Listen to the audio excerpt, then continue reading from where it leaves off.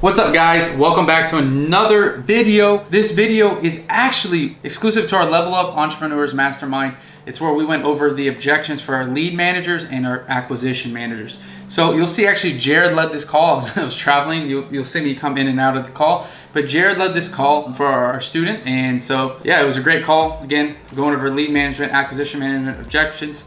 You got questions down below, please leave them. If you're interested in joining our mastermind, we'll put a link down below. We've got guys in there that went from doing 2 deals a month to 5, 6, doing hundreds of $1,000s a month now. And anyways, I'm not trying to sell you to get in. You see me put a bunch of free content out here. So if you're not there yet, please just keep watching. Give me some comments, give me some feedback. And thanks again for staying tuned. Let me know if you enjoy it down in the comments below. Thanks. Diagnosis or all right. work our way up to the. Yeah, did you already say all that, or do I need to? No, you can go into it. I didn't say anything. Oh, okay. Yeah, so we'll start with, here comes Raylon. I'll start with, the typical LM objections that we get. I have the onboarding document for overcoming objections as far as the LMs go. So we'll go through that for a few minutes, and then we'll get into the before we acquisition. Before we go ahead, Jared, last thing I'm about to say before I'm going, but what we do, guys, is for anyone that's new in here, is every week we talk about one part of our script. Last week we went over the next expectations. We talked to sellers. We have 2 scripts: a diagnosis and an offer call script. Diagnosis is for LMs, lead managers, and offer call for acquisition managers. And so Jared's going to go actually over objections, which is technically not a part of the script. It's just since we're over the script, that's what we're going over now. But I gotta go. All right, sounds good.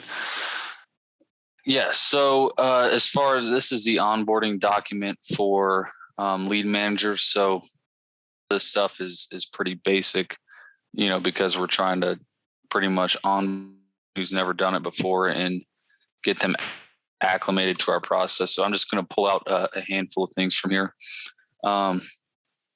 I'm sure, as we all know, right, the 3 most common objections that we will get, is price, timeline, and other people involved.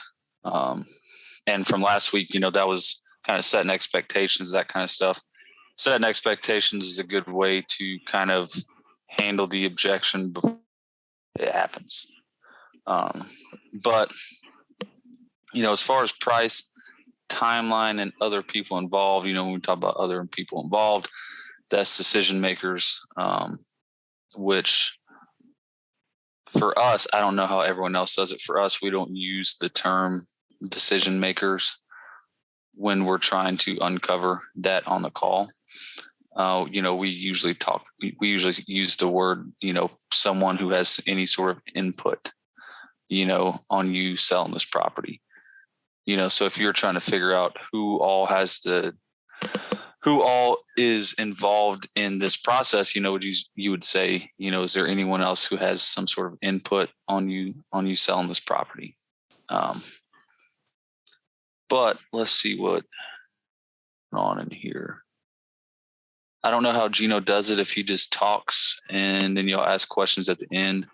I like, for you to ask questions as I go through it. If you want to, if you have any questions. Let's see.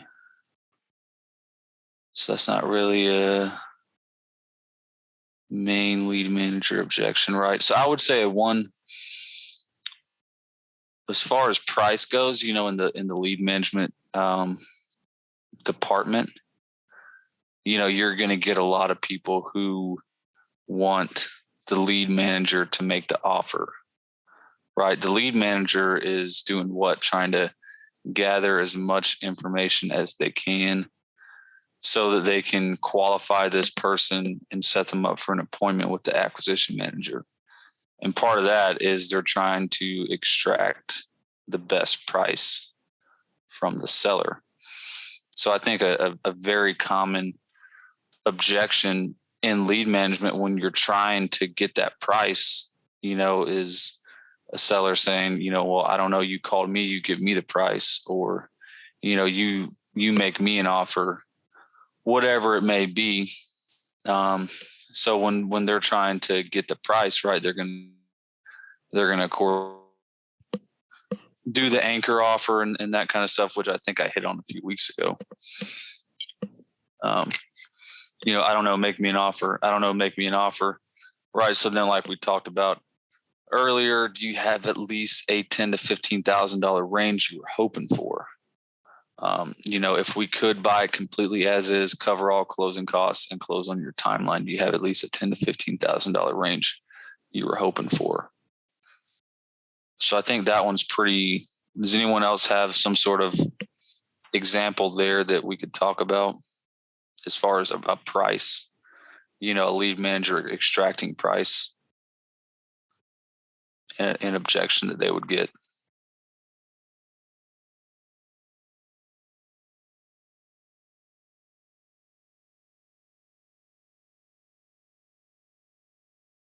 No? Okay.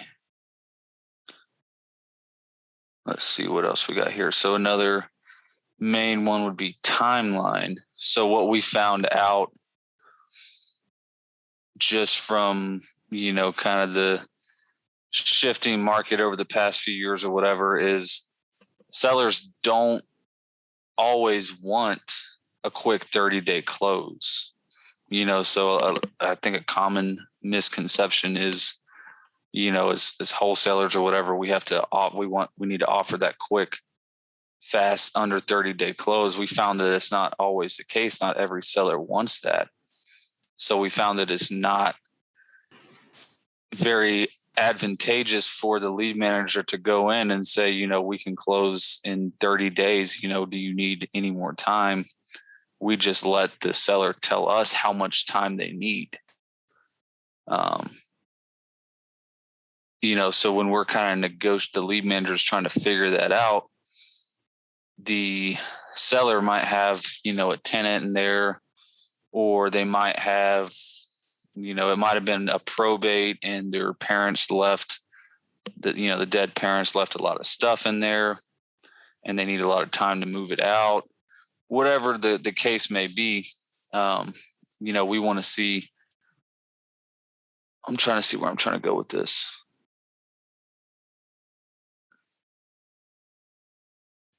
Seller needs at least 69 days. I have a lot of stuff. Don't want to be rushed moving out.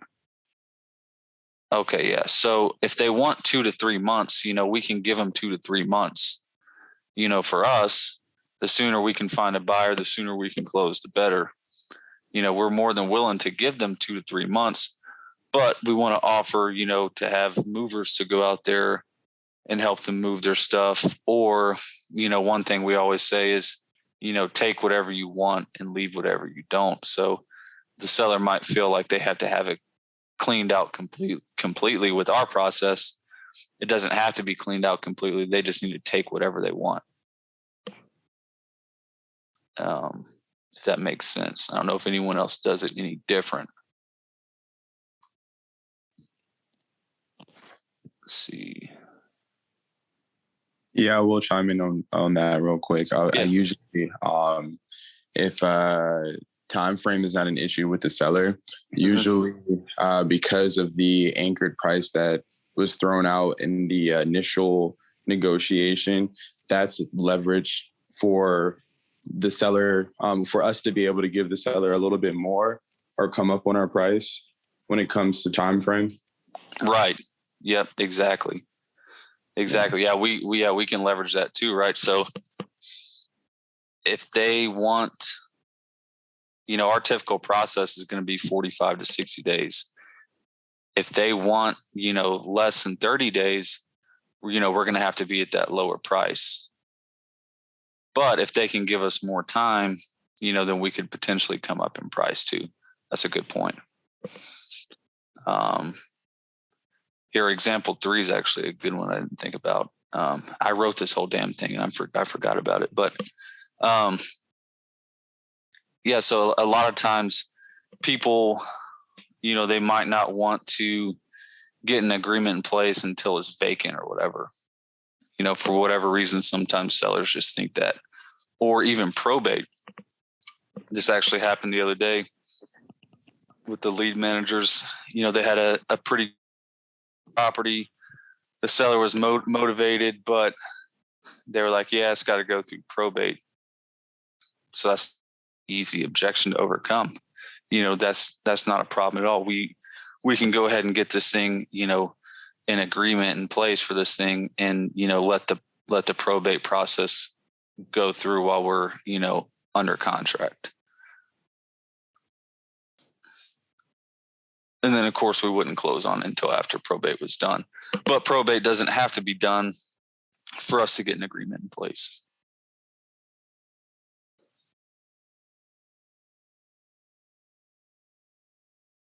Same thing with taxes, right?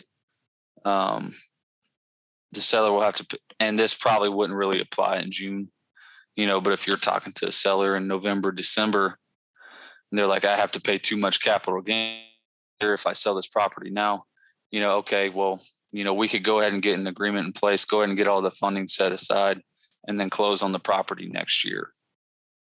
So that's something to think about, towards the winter time. Let's see. Other people, right, when we're uncovering all the decision makers, we want to make sure that anyone who has any sort of input is on the call, on the offer call, on the appointment when it gets over to the acquisition department.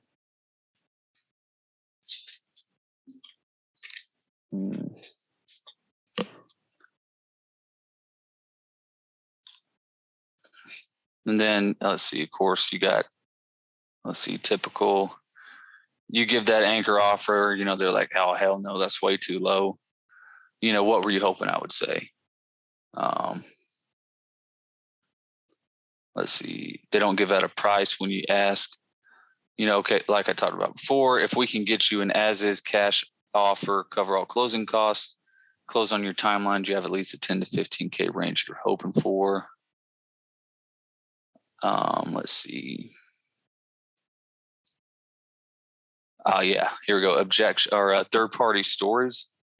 Good for lead management and acquisition management because, it establishes credibility and, trust that they understand that you've done this exact same situation before, which I think about. Is this LMJ? I don't know. Is Ryan still in here? I'm not sure, but I can find out for you. I think I talked about third-party stories last time I was on here. So pretty much any objection, anything that a seller throws at you that's like a situation, you can just turn it into a third-party story. We've dealt with this in the past. This is what we were able to do. So the seller might say, I want to sell, this is my price, but the tenant's lease isn't up until September, right? Well, we're in June. As far as us in Georgia goes, unless it's written otherwise in their lease, all the landlord has to do is give them a 60-day notice. And then, they would have to move out. So if they're trying to say, I want to sell, I got this tenant in there till September, you'd have to buy the property with the tenant, occupied still in there. We'll let them know, in the past, we've dealt with this before. And in the state of Georgia, all you have to do is give them a 60-day notice. Would you be comfortable giving them a 60-day notice and then us closing on it afterwards? And that might even be more of an acquisition thing. But I think third-party storage are still good for lead management as well.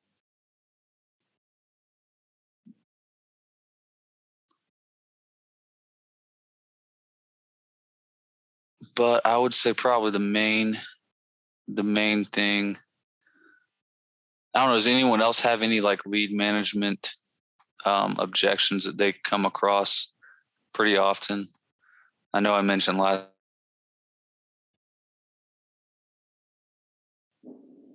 Hey, Jared, can you hear me? I've been doing acquisitions for like 2.5 years, so I haven't done this in a long time. Yeah. I got some objections that we've been handling a lot lately in our business. I don't know if you guys have New Western in your guys' market. I haven't really. I mean, I know of them, but I haven't never heard a seller bring them up. No. Okay, so a lot of times we're finding that we're speaking to sellers, and they're at a price, and that price is just doesn't work at all. And I know it's another wholesaler locking it up, and I know that because another wholesaler locks it up and they sell it to New Western. New Western's kind of like a national wholesaling business that picks off other wholesalers. Yeah, kind of like Keegley. Yeah, exactly. Keegley or Net Worth Realty, all that stuff. Anyways, so this happened to us about 4 times last month, where we were at a price with a seller, and then obviously they start shopping around, calling other potential buyers, and they get to a price in their mind that just doesn't work.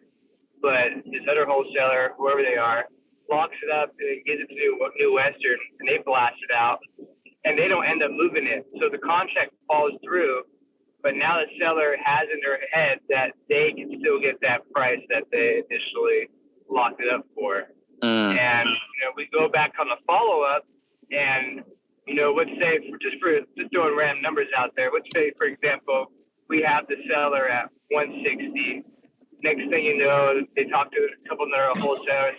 Now their new price is 190, and now they're not budging at all from that original price that we originally had them at, where it worked. But now that because someone else talked to them, put a new number in their head, and they put on their contract for that price, now they think that price is what they could get. How are you guys handling that type of objection where they've gone under contract with someone else, it's fallen through, but they still have the same standards of price that they had within their conversation with their buyer? Gotcha. Yeah, I guess this is kind of like scorching the earth, but after it happens, right? When you scorch the earth with somebody, you let them know that those types of things happen in the industry. And now that it's happened to them, maybe explaining it to them why that happened, and then figure out, what is most important to them, getting, an offer for the most money that they can get, or actually getting an offer that you can close on, and the money would be there at the closing table. That's kind of how I would leverage it, to pretty much tell them, hey, that offer was unrealistic, without telling them that offer was unrealistic. Right. I guess I hope that kind of makes sense, what I'm trying to say, because I have it in my head. Another thing too is off what Jared said is that there's sometimes, Logan, where you're not going to be able to tell a seller they're not going to listen to you, the seller. You're not going to be able to change their mind and say, oh, okay, well, why? It sounds like it worked out for you. No. I told you they canceled on me. They couldn't do it. Oh, I wonder why. Did they tell you why? Oh, they said that it was just too much in repairs. Oh, okay. Yeah. I mean, some investors, in the past, what they usually do is they lock them up just to get you under an agreement. And then, if there is any more repairs than what they had said, or, whatever they thought, and they'll just use that as their excuse, they'll just back out if they couldn't find a buyer. So it sounds like it truly wasn't the price your property was worth. It's just what they were hoping to, get your attention and lock you up for.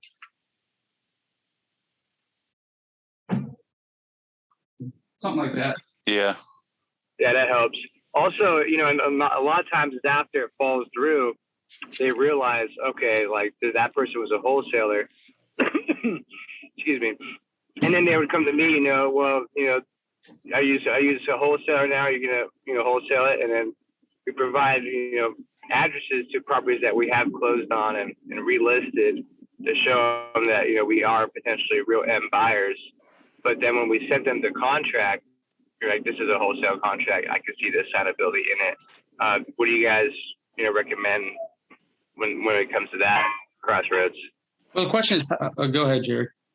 I was going to say, if you're at a price to where you do need the right to list and do need the right to assign, it is probably going to be pretty tough to overcome that objection. I know for me, I would be trying to go to our price of where we would close on it and then list it after we close on it.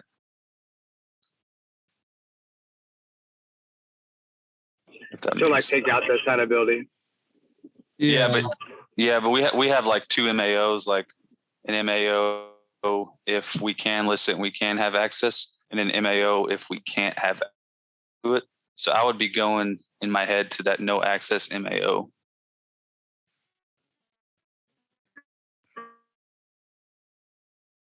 Gotcha. Anything else to that? Logan?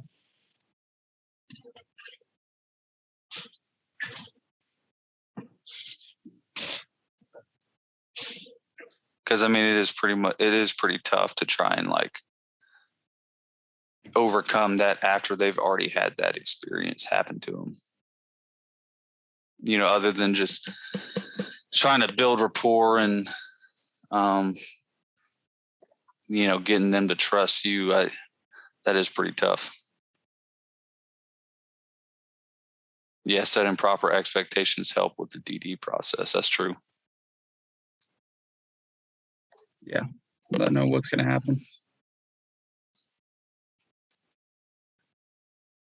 I just kind of, you know, hit briefly on price, time, and other people. Well, I pretty much went through the whole Gotcha. lead manager part. Your helis, Vivian, ask put this in. I don't know if they have access to this. I don't know if we ever put it in. So copy this. Now the only thing is check those recordings and see where they go. Because if it's like Jordan's personal page, it might not accept it. You don't have to check them, Jared. Let Vivian It should be. Some of them are mine and some of them are Jordan. Yeah, because you made this thing, right? So just see what that goes, Vivian, and consult with Jordan or Jared if they need, if it's like their private recordings. But at least we can export it and just delete the recording links. At least give them something right now. And add that to the lead manager section of the level up. Okay, Jared, let you keep going. Yeah, I didn't know if there's any more lead manager questions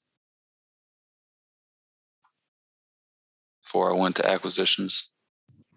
One thing too, John had a question earlier. I had a call with him talking about how you would set. Or here's the question, and this is actually a good one for you guys. And this is not really relative to objections, but kind of. And Jared, I want to see what you say about this too. This is what I told him. But John asked, "Hey, if I'm setting myself up my own appointment, and I just went through all the motivation on the first call, that first inbound call, or, you know, with the seller called in, I talked to him, or, you know, I called him from a follow-up. But again, I'm acting as a lead manager and acquisition manager for my team because I'm maybe a one-person team or I don't have other salespeople. How do you know, because our script, when we give an offer, which is the next script, when we give the offer call, we want to hit motivation in detail. But what happens if the seller already gave us that on the lead management side of things? When you go back and hit it, usually what they'll be, why are we going over this again? I've already told you why I'm selling. I already gave you, all the information why. And so we don't want to do that on the lead management side as much as possible. We teach our lead managers to identify that there's motivation. Hey, what had you thinking of selling? And see what that seller says. Identify it, but don't dig so deep into it. Don't ask them 3 or 4 questions. Like, can you tell me more about how's that? Don't ask those questions. Maybe ask one of those to see if it's truly motivation, truly a reason, and then push that to an AM and let the acquisition manager who's an AM or home buying specialist, same person, let them dig into that motivation. So if you're a one-man person though, no, on your first call, I wouldn't recommend going deep into motivation because we want to do that. And I know this actually has nothing to do with objections. I just want to share this with you because I want to reiterate it because it makes sense. It's an important thing for especially one-man shows.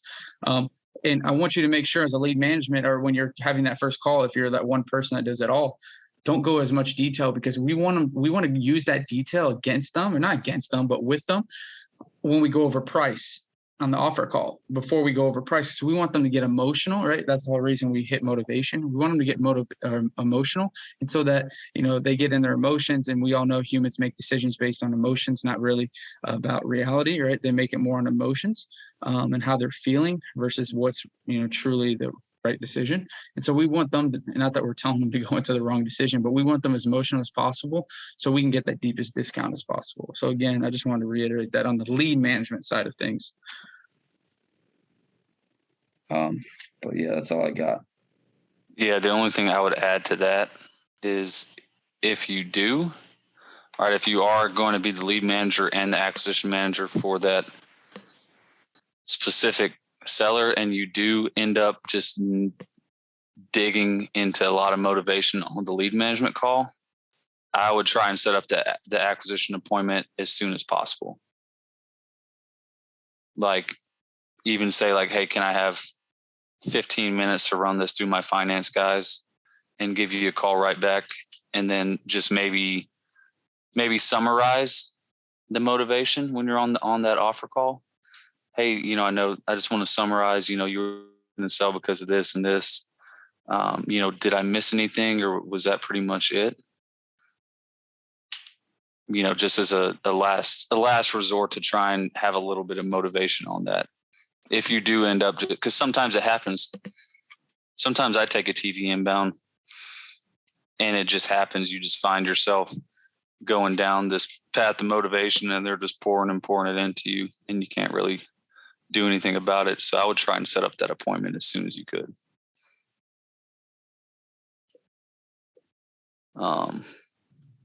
But that is it for lead management. Unless anyone had any questions, I can go to acquisition manager.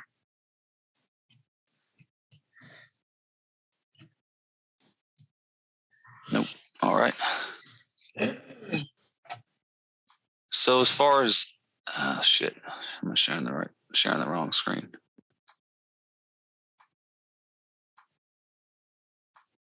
Going into acquisitions, right? We have our offer call script.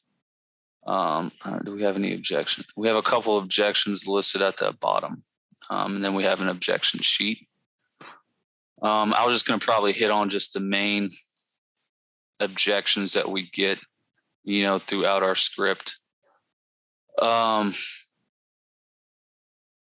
Hopefully when you get to this point of setting the expectations on that call, hopefully the lead manager had already made sure that the seller would be able to give a confident yes or no on the offer, and they would be able to go through an agreement.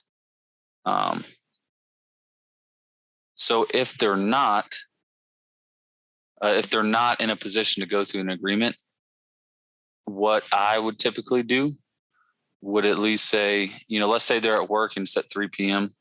Okay, would you, if we did agree on a price on this call, would you be able to go through an agreement with me, after work at 5 or something like that? That's how I would handle that. But the lead manager should have already kind of taken care of all of that. So sometimes we'll get a few objections in there, but usually not. Let's see. Usually they make sure, of course, all the people with input are, there on the call. And we ask this question, right? Because sometimes they'll just tell the lead manager something to get into acquisitions, to get the call, to hear the number, and they're lying, right? So even though the lead manager asked them twice to confirm, they could be lying. So this is why this question is important. Hey, Mr. Seller, I see that Jordan our lead manager had mentioned that no one else has any sort of input on this decision. So is there no one else you would need to run this by? No. Okay. So let's just say, in a perfect world, we did agree on a price and the agreement looks good to you. What would happen next? So sometimes we'll get to this point and they'll say, oh, well, of course, I'm not signing anything until my attorney looks at this. Right. So then I would go in, okay, you had mentioned to me earlier that there's no one else who has any sort of input. They're like, yeah, it's my decision, but I need my attorney to look at it. Why would I sign something if your attorneys can look at it, why can't my attorneys look at it or something like that? So then we would want to get them on the call. Do you think it's possible that we could have them on the call? Do a 3-way phone call? A lot of times that's going to be no. One thing I've found out for, at least for me, is letting them know that it's best to have, if they want an attorney to look at it, it's best to have a real estate attorney to look at it too.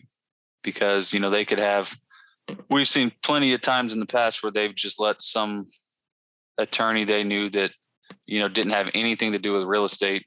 Yeah, they have a law degree, but they don't really understand all the real estate terms and that kind of stuff. And, it didn't work well in our favor. So worst case scenario, they have to have an attorney look at it regardless. Then our only option is to just make sure that we set the expectations as possible. After your attorney looks at this and let's say there's something on there that they don't like, what would happen next? Or, let's say your attorney looks at this and they say everything's good, what would happen next?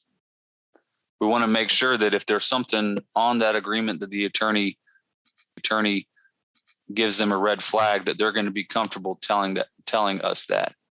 You could even go as far as, in the past we've had a situation where attorney didn't quite understand the contract, and they told the seller that it wasn't any good or something like that, and we just never heard from them again. Would that be the case here, or would you be comfortable letting me know if there's something on there that they don't like? Basically, you're trying to avoid getting ghosted, because it has happened to us in the past where the attorney tells them no, and then we just never hear from them again, and then we dial them 12 times a day for a month. But if you can't if you can't get the attorney on the phone, or you can't get them to sign something without an attorney look at it, then you just have to make sure that you can set the proper expectations of them letting you know if there's something on that agreement that the attorney doesn't like.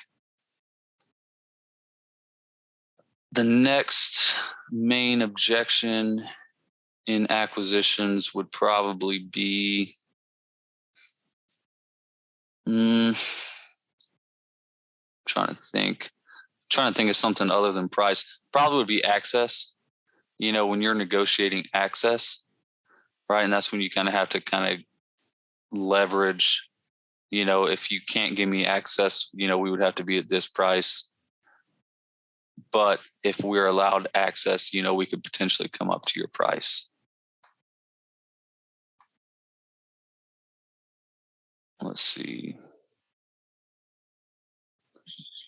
Am I sharing the right screen? Do y'all see this objection list? Yeah. Okay. Yeah, we can see it. I had a quick question about the access thing. So, okay, excuse me. So usually, not usually, a few times I've talked to people and they're like, oh, you're gonna list my property or whatnot. And like you said, just bringing up, hey, yeah, that's how we ensure, the price, ensure that we can get that price for you if we don't purchase it ourselves, right? And like, well, I don't want all these people, going through the property, that's why, I went with you. Dealing with those type of rebuttals, what do you usually say to overcome having them say, well, no, I don't really want to, give that amount, of access. Like, that's why, we're going with you, because I heard it'd be a, simple, easy transaction. But that kind of complicates things with people going to my house like that. Right. Yeah. So no, that's really good. That is a common objection. So, you could take it a couple different ways. I would let them know, part of our process and part of the reason we can get you your price is, because we would have the right to, expose this on the retail market. And, when we talk about access and we talk about our retail investors and financial partners into the property, we're not talking about an open house showing and people just walking through and looking around. We let them know that, these people that are coming through are vetted by our team. These are retail investors that we've worked with in the past, and, they are accompanied by agents, but, no one is here to waste any time. No one is here to, just look around. This is not an open house. We only have, we're only going to have a limited amount of people, go through here for, maybe an hour at a time. So I definitely start off by letting them know that it's not an open house, and it's not just an open showing for anybody. Mm-hmm. These are retail investors that we've worked with, and we've been able to connect with them because they have an agent that accompanies them. Cool. And, another thing to let them know too is, what I used to say was, sometimes this is one of our exit strategies, to list a property on the retail market. And sometimes if my boss determines that we just have, too many projects going on at once, he would expose it on the retail market and see if one of our retail investors would want to partner with us or take it off our hands. But now, we do that every time anyway. So we just let them know that, we are going to list the property on the retail market. Mm-hmm. But I have found, for me, that the most important thing is letting them know that it's not an open house, right? Not just anyone is going to be able to walk through there. And our company is still going to be the one that closes on the property. It's still an agreement between, the seller and our company. And we're still going to be the one that is getting them their money on their timeline. Right. I was just curious how you all, went through it. I pretty much did the same thing. Just letting them know that, yeah, we're going to be the ones that's closing it. Yeah, that's definitely what I've found to be the most important part. Jared, can you go over the other AM objection on an offer call?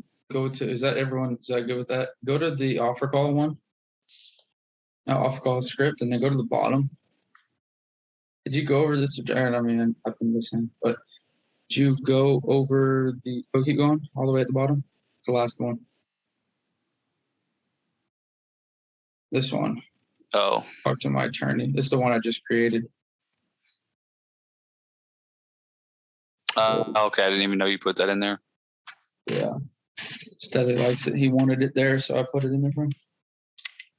You can copy that on your AM objection sheet too if you want to put it there. I like that. Yeah, that is a true statement, right? If someone says they need to talk to their attorneys because I didn't explain the process very well, or they're not comfortable working with us, what else would they need to see to feel more comfortable? Yeah, so let's read that one to everyone. I don't know if so I like that. So, hey, Mr. Seller, if we agree on a price and everything on the agreement looks good to you, what would happen next? Oh, I would need to talk to my attorney. I understand that, Mr. Seller, and I know this is a very big decision, but usually when someone tells me they need to talk to their attorneys because I didn't quite explain the process well enough. Is that the case? No, I just want my attorney to look at it. Okay. Is it because, you're not quite comfortable working with us? What else would you need to see to feel more comfortable working with us? No, it's not that. I just want my attorney to look at it. Okay. It's neither of those. It must be the price or, it must be some of our terms. Is it one of those? And you might discover that they, at this point in the call, they still don't feel comfortable working with someone, who they don't know anything about their company or, they never met in person. So maybe they want to see the website. Maybe they want to see testimonial reviews, or maybe they even want to see proof of funds. You could uncover that it could be something that you can solve right there on that call. Or like I said earlier, last resort, worst case scenario, they absolutely need their attorney to look at it. Then, you just set those expectations of, would you be comfortable telling me, what the attorney said was wrong with it if they did say there was something wrong with it? Damn, I felt unprepared. I didn't know that was there. Let's see. Maybe put that on the AM objections. Let's go into the contract call script though, because I know that one's going to take a little bit too. We got 18 minutes, so let's nail that bad boy. So you want to explain when this comes into play, Jared? Everyone? The contract call? Yeah, so once we send over the contract, or when we're getting ready to send over the contract, we're going to go through these 2 post closes. Hey, Mr. Seller, I got everything on the agreement ready to send over to you.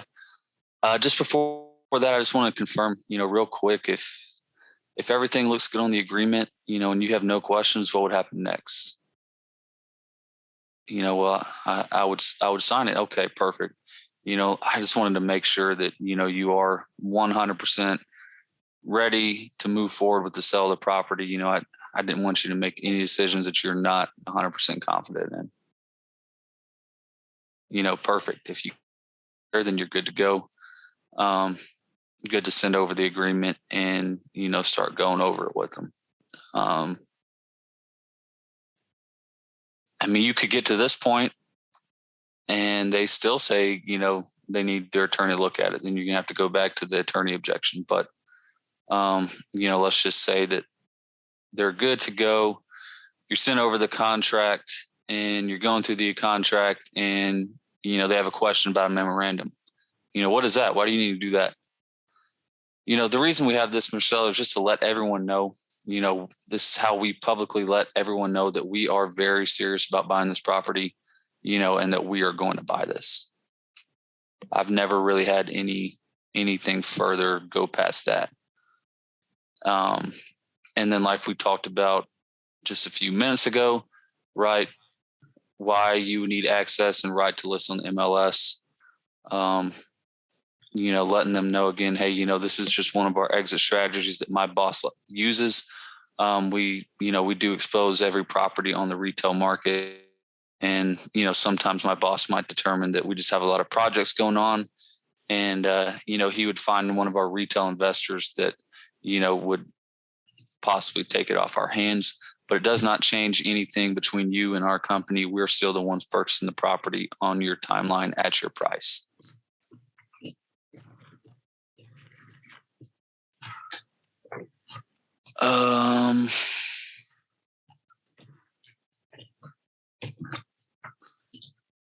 That's pretty much it as far as those objections on the contract call.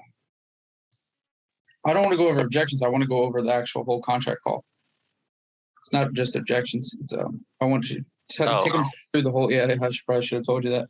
It's not objections in the contract call. It's just going through it. So like you said, you're going for the post-close, guys. Remember, why we post-close is we want the seller to close themselves. You see a bunch on here. What would happen next? That's such an important phrase that for you guys that haven't heard it from me already. I say it a lot, how important those 3 words, I guess 4, what would happen next? Those 4 words are one of the most powerful words in sales. Those might be the most powerful ones that I've used, right? Because what it does is when you say that, the seller answers the question, hey, what would happen next if everything on this agreement looked good and you had no questions? I would sign. They just closed themselves. You didn't tell them what you signed today if everything looks good. That sounds salesy. That sounds shady. It sounds like you're pushing them.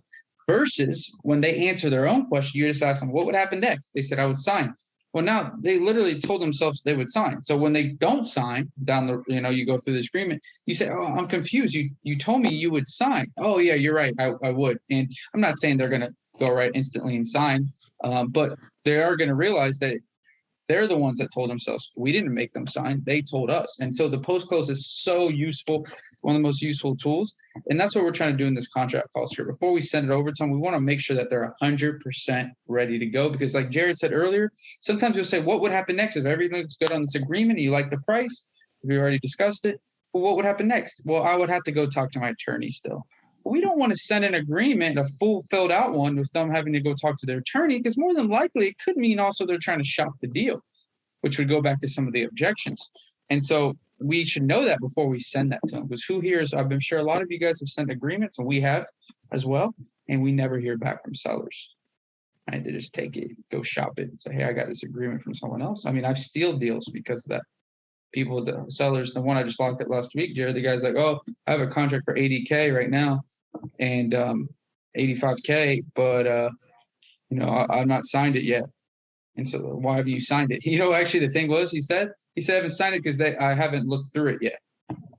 Well, if that wholesaler said, I'm not going to send it till we look through for it, I'm actually thinking about this. I'm 100% sure that he would have got that contract, because the guy's just like, yeah, I just haven't had time to do it.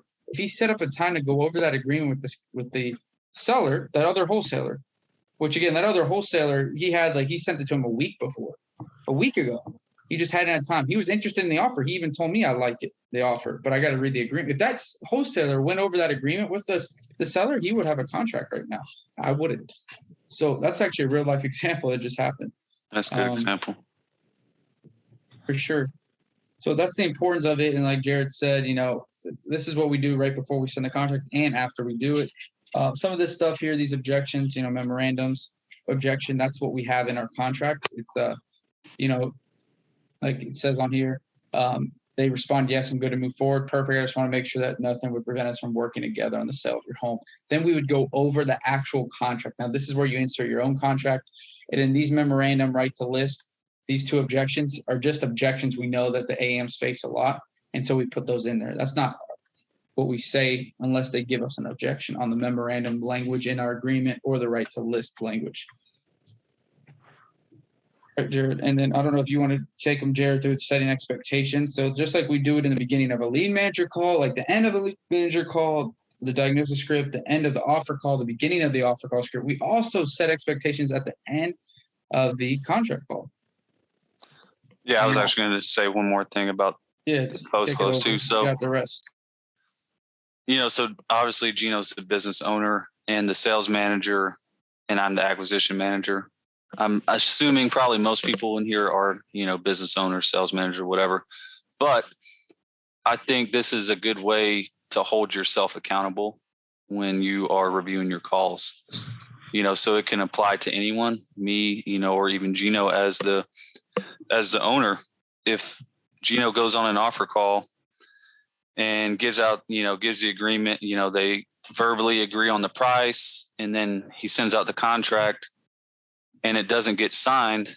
Well, if we're in our sales training and we listen to the call and Gino forgot to post close, well, he can't really blame anything else other than the fact that he didn't get the contract signed because he didn't get that commitment that they were ready to sign the agreement if everything on the agreement looked good to them.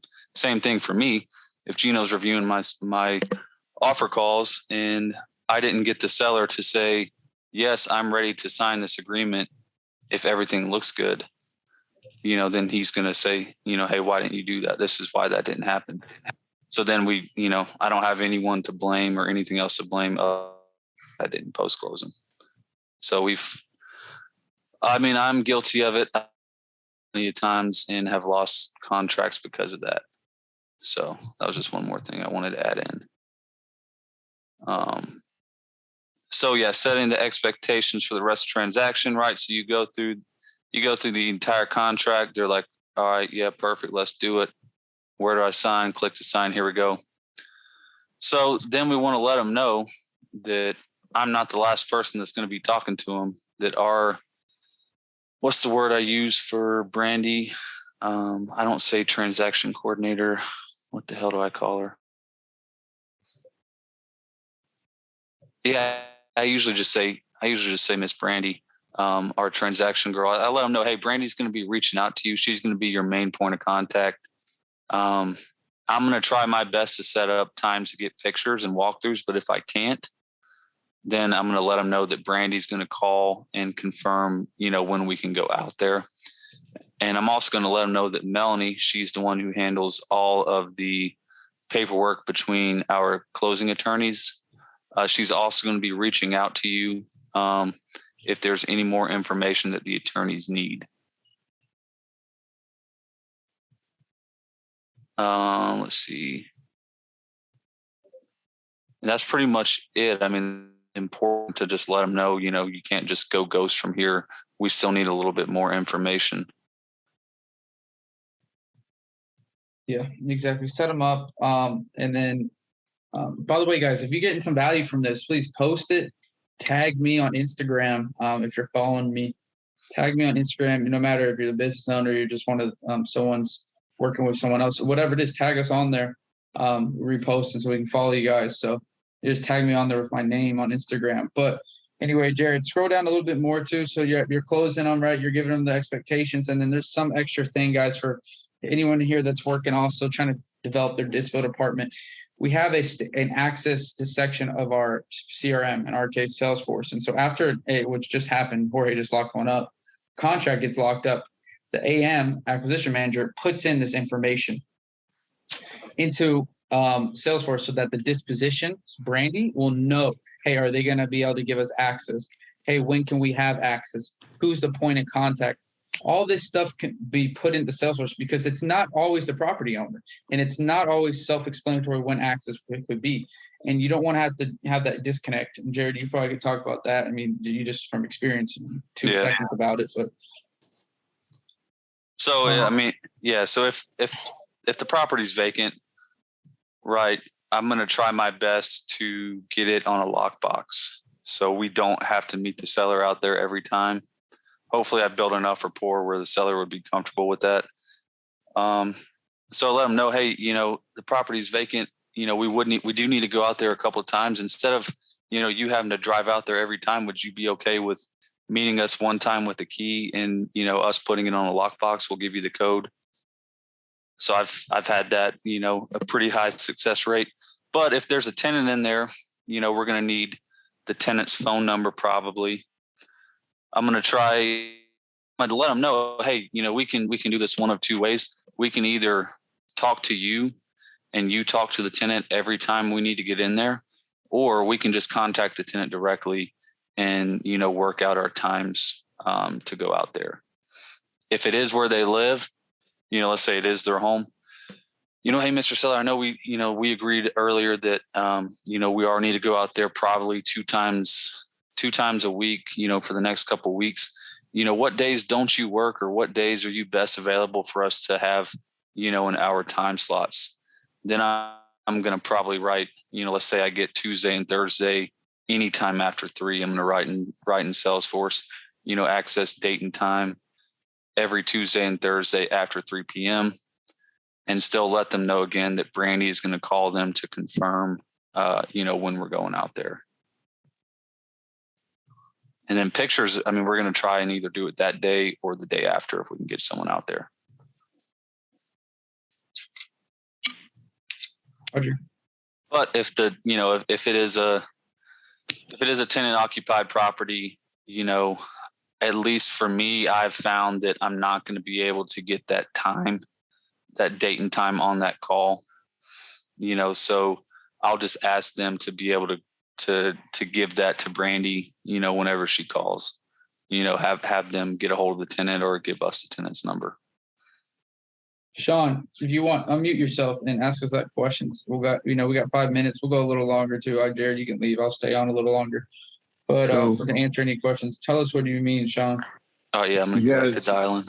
Yeah, specifically, the phrase that you guys use to get the seller to commit to signing today after confirming things look good, all that. Talking about what would happen next. Yeah. So what would happen next? Yeah. Just that. Okay. Yeah, because they're going to tell you what. So if everything looks good on this agreement and there's no questions, I mean, what would happen next? I would sign. Okay, perfect. And they might say, sometimes occasionally they'll say, what do you mean? What would happen next? Well, what would the next steps be for you? Usually when we go over an agreement, the sellers at the end, if they like it, they usually decide to, go forward and execute the agreement. I mean, what would the next steps be for you? I would sign it. Okay, perfect. Mm-hmm. They just sold themselves. Yes, sir. What else you got, guys? We got some minutes here. Any questions on that stuff, or any now general business questions too? I know Jared went a little longer than usual in sales stuff, but hopefully it was good. Any questions else? Yeah, I got a quick question for you guys. You guys do you have like somebody on your team taking the pictures, or do you have like the tenants? Good question. So, I mean, it's obviously case by case, but 90% of the time it is someone on our team that's taking pictures. And they'll go out there and they got a pretty good camera. Or I think he uses a brand new iPhone. They changed. There's 2 guys. And they're trying to take very good pictures. Now, very good, not meaning like they clean the property up. It's just taking good pictures just so that we can list on MLS. So, yeah, it's another guy to answer your question. Okay, cool.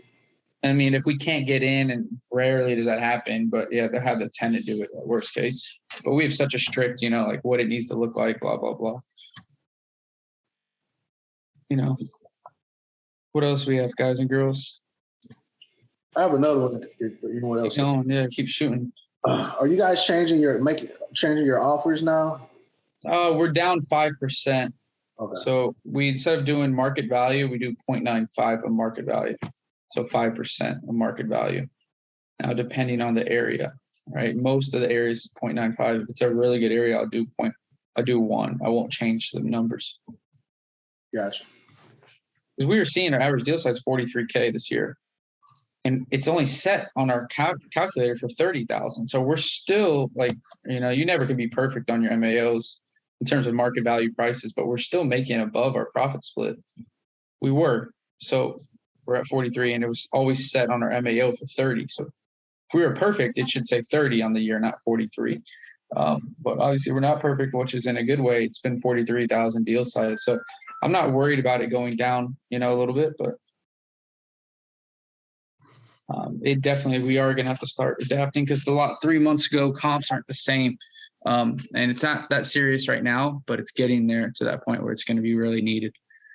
Yeah, because I was about to ask the same question. How you all are shifting in the market. I'm going to give you an honest answer. I'm here at CG, man. I'm going to be with guys. I just met a guy, not met a guy, but my buddy in the lobby, Darren. I don't know if you guys seen him. We podcasted with him, and his goal was to do $20 million this year for wholesaling in Phoenix. I want to go talk to him about it. I'll know more. I'm in CG, that big mastermind this week. Yeah. Collective Genius. So I'm sure Chandler won't be able to have his call. But they're going to be talking about it a lot. So I'll give you guys a better answer. Awesome. I'll let the guys that have been doing it for years and years tell me what they think. Yeah, definitely, man. Yeah, ask them what they were doing around 2010, 2011. Yeah, exactly. Around there. A lot of them lost their ass, but one guy that did a presentation he was talking about how he built like a $100 million construction company and lost it all in the recession. But this was in January. He made this presentation, and then he said, but now he's at 300 million, and he's been using all these strategies to divert his risk. Meaning he uses every property has its own bank account, so he can't get lawsuits on one and it goes into the other. If he forecloses, he takes profit first. That model, all this crazy stuff. So he's done to diverse his risk. But I'll have some more on your guys for everyone. Next call, it'll be a good call talking about what we learned. I probably won't even go over any sales stuff next call. I'll probably just say what we learned. Sounds good to me. Or maybe me and Chandler, I think what we're going to do is we're going to set up a little podcast studio in this hotel. We're going to try to put some people on the podcast, invite them up. It looks cringy as hell because we got barely any room in here. But maybe me and Chandler just we'll maybe make a call on Thursday night or something like that, or Thursday, or either, we'll post on YouTube, or maybe we'll do a level up call, town hall call to everyone. We all can just talk what we learned about CG / what they're pivoting, and that might be very useful for everyone. Yes. I think that would be good. We're spent $30K to learn this information, so we'll give it to you guys for free. Well, I guess technically you obviously. Well, it ain't free, no. Yeah, we pay too. Don't say that. Give it discounted. You can't give it to YouTube yet, man. You got to get to us first, and then YouTube. Yeah, we'll put it. We'll do it with you guys. So we'll do it. We'll do a full one, and yeah, we'll do it with you guys. Let's do it like a live call on Zoom, or I'm trying to think. How we would do that. Yeah, we just have to do a live call on Zoom, but we want to make it like a podcast format. Yeah. Either we'll figure out. We'll do it. Cool. Either way, guys. But any last ones? I know, like I said, I'll go a little later if you guys have any more questions. That's the main one for me, because we were selling this property to a hedge fund or whatnot, and we got in literally right before they cut off and said, all right, we're going to wait. We're not buying any more properties right now. We're not actively looking to buy more properties. Now it's Progressive or Progress. I'm sorry, Progress. It's here in Memphis. Yeah, Progressive or whatever. Yeah, it's Progress Residential. Progress, it was them and Tiber shut off big. Gotcha, yeah. Yeah, I saw that. You can sell directly to Progress? Yes. Yeah. Not directly, but they buy from wholesalers? Yeah, they do. They do. What we did is we didn't have their contact, so we found a agent. We found the deal that they bought off the MLS and contacted that agent. And so apparently and we went from that listing agent to like one of the agents that sends stuff to them all the time, and whatnot. So that's how we. Yeah, that's common. Like all hedge funds usually just have agents you work with. Like we don't work directly with the hedge fund. Technically, the agent works for the hedge fund. Like, it's not. It's not like just. Yeah, you usually work with like an agent that works for the hedge fund and other hedge funds sometimes too. I thought you had to be on title with them. Well, you might have to double close with them. Yeah, we're double closing. So with this one, we're double closing. We actually we bought the property on Wednesday. They had already said that they were going to. We hit them up. We hit their agent up. The agent said, they'll buy that property for this particular price. We agreed to the price. And then on Wednesday, we closed on the property with hard money. And we have to hold the property for at least 21 days before they purchase it. So, but we already have an agreement written up with them saying that they're going to purchase it from us. Okay. Yeah, that's kind of what I meant about, having to hold it for a while or be on title. Yeah. We use a hard money lender that we're familiar with here, and he just like, all right, cool, yeah, I'm cool with you all doing that. So he just essentially gave us the money to buy it. However, I was just a little worried about it. So I was like, yeah, we literally just learned today that they're not buying more properties right now. Yeah. Yeah, I know them and Tiber kind of closed up shop. Hopefully Amherst won't follow suit. They said that their offers will be a lot lower. Well, not a lot lower, but they'll be lower. Yeah, there's some I know. There's one other one that's beefing up more. Forgot which one it is. My buddy was telling me that like they're now taking advantage of Tiber and all these other ones getting out of the market because they'll just buy them up. So I mean, there's going to be a bunch of hedge funds no matter what. Yeah, if you can find out which hedge fund it is, that'd be great. Yeah, let me look at my text real quick. Hold on. Yeah, tell you who it was. I don't think I've worked with them before, but this buddy of mine told me. Oh, what's this guy? Here it is.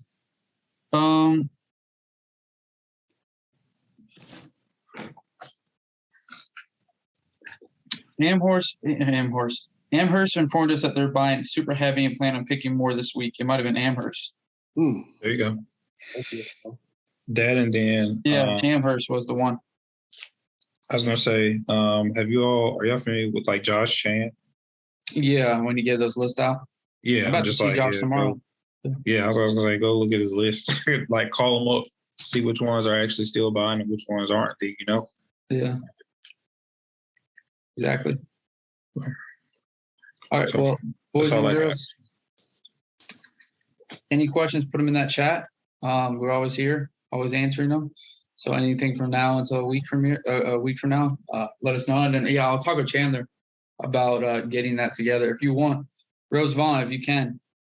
Yeah. Message tag Chandler right now and Level Up, and so he reminds them general chat and just say, Chandler, Gino said that you guys are going to do a podcast or a Zoom for us, Level Up, or for us about what you guys took away at CG on Thursday. Just put that in there so he can see it. I'm doing it right now in the ops chat. Perfect. Yeah, doing the ops too. It don't matter. And we'll get that done. Thursday or Friday. Thursday we'll probably be doing stuff, but either Friday Chandler leaves. Either way, we'll do it this week before we put it anywhere. Put it out anywhere. Sounds good. All right. We'll see you, boys and girls. Peace. Check out.